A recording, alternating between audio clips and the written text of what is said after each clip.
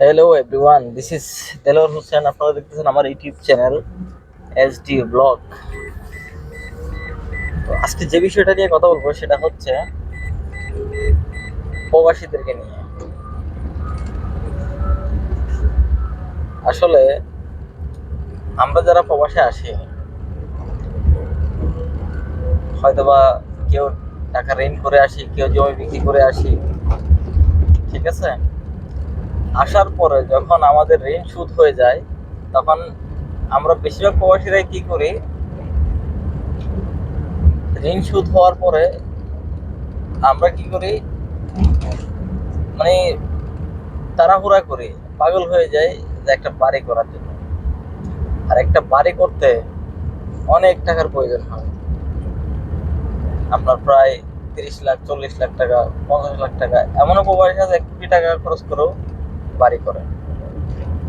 তো এখন আমার বিষয় এটা না, আমার বিষয় হচ্ছে এটা যে এত টাকা খরচ করে যদি আমরা বাড়ি না করে ওই টাকা দিয়ে যদি জায়গা জমি কিনে রাখা হয়, তাহলে সেটা দিন দিন বাড়ে, ভ্যালু হয়। আর বাড়ি করলে এটা তো করে বাড়ি করা হয়ে গেল, টাকাটা খরচ হয়ে গেল।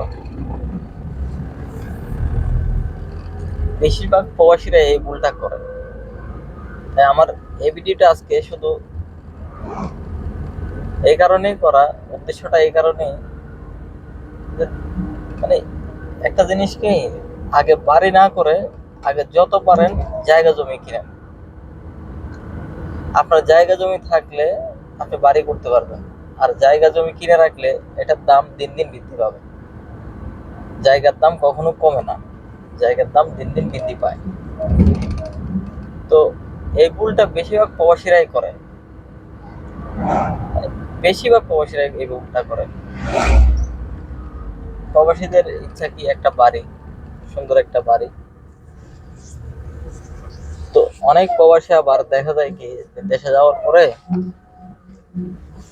অনেক প্রবাসী ভাইয়েরা দেশে যাওয়ার পরে যে হাতে টাকা পয়সা থাকে না, তখন একদম শেষ বয়সে হাতে টাকা পয়সা থাকে না, চলতে কষ্ট হয়ে যায়। তো একটা জিনিস খেয়াল রাখবেন, সবসময় কিছু কিছু টাকা সঞ্চয় করে রাখবেন। সঞ্চয় করার পরে ওই টাকা দিয়ে আপনি যাতে দেশে যাওয়ার পরে কোনো ছোটখাটো একটা ব্যবসা করে যাতে চলতে পারে, চলা যায়, কারোর কাছে যাতে হাত পাতা না লাগে। তো এই জিনিসটা, এই ভুলটা যে প্রবাসী ভাইরা কখনো করবেন না। আমি একজন প্রবাসী, কারণ কষ্টটা আমিও বুঝি। এখানে প্রবাসে কষ্ট করে টাকা ইনকাম করা কত যে কষ্ট, সেটা আমিও বুঝি। কারণ দেশের মানুষ তো আর বুঝবে না যে বিদেশে টাকা ইনকাম করা কত যে কষ্টের। আপনার ফ্যামিলিও বুঝবে না, মানে আত্মীয় স্বজনও বুঝবে না, ভাই বেড়াদাররাও বুঝবে না। একমাত্র আপনি জানবেন আর আপনার উপরওয়ালা জানবে যে এখানে প্রবাসের মাটিতে কষ্ট করে টাকা ইনকাম করা কত যে কষ্টের। ঠিক মতো খাওয়ার টাইম পাওয়া যায় না, রেস্টের টাইম পাওয়া যায় না, ডিউটি তো ডিউটি। আর যারা কোম্পানি চাকরি করে তাদের তো আরো কষ্ট বেশি। সেজন্য বলবো যে আপনি সারা জীবন পরিশ্রম করে যে টাকাটা ইনকাম করেন, এইটা থেকে আপনি কিছু সঞ্চয় করেন, নিজের জন্য কিছু রেখে দেন, যাতে এই টাকাটা আপনি ভবিষ্যতে কাজে লাগাইতে পারেন, শেষ সময় কাজে লাগাইতে পারেন।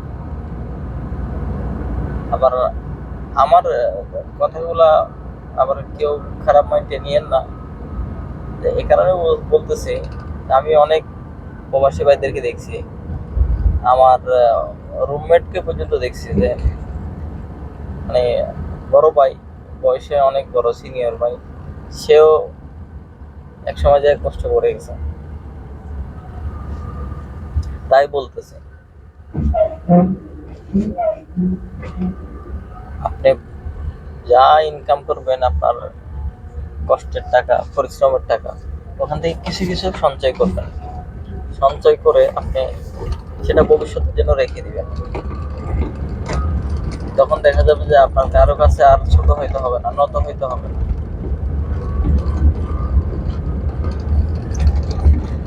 আজকে এই পর্যন্তই। সবাই ভালো থাকবেন, সুস্থ থাকবেন এই কামনাই করি। আর আমার ভিডিওটা যদি ভালো লাগে তাহলে অবশ্যই লাইক কমেন্ট করবেন এবং সাবস্ক্রাইব করবেন, পাশে থাকা বেল বাটনটি চাপ দিয়ে দিবেন যাতে আমার ভিডিও সবার আগে আপনাদের কাছে পৌঁছে যায়। আল্লাহ হাফিজ।